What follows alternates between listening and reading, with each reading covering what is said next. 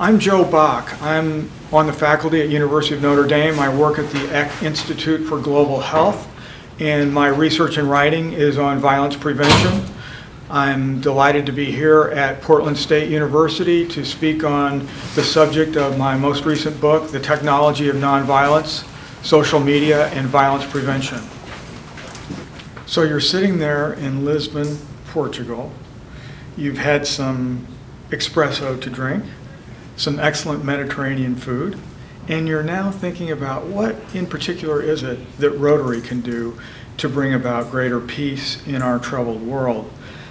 I'd like to start out by emphasizing that Rotary's crown jewel is its civil society infrastructure, the relationships that it has within clubs and between clubs, and the importance that that is in terms of peace. It's the #1 asset that Rotary has to bring peace to our world.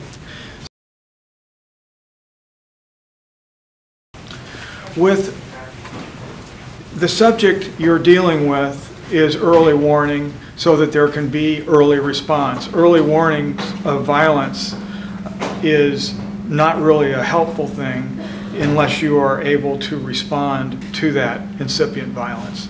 So what you need to do is you need to realize that early warning systems are being built all over the world, and oftentimes what they do is they keep track of events that are either indicative of conflict or cooperation. That when I was in Sri Lanka, and that was from 2004 to 2008 at different intervals, I traveled to the Eastern Province and was distressed to see that there were Rotary clubs that were designed to be only for the Sinhalese speaking community or the Tamil speaking community at a time when the island of Sri Lanka, otherwise known as Ceylon, was being torn apart by a separatist revolt, the Tamil Tigers, against the government of Sri Lanka.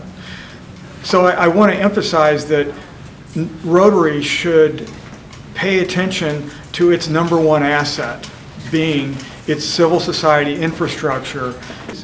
Rotary, the main thing that it can do is it can use that infrastructure on behalf of peace.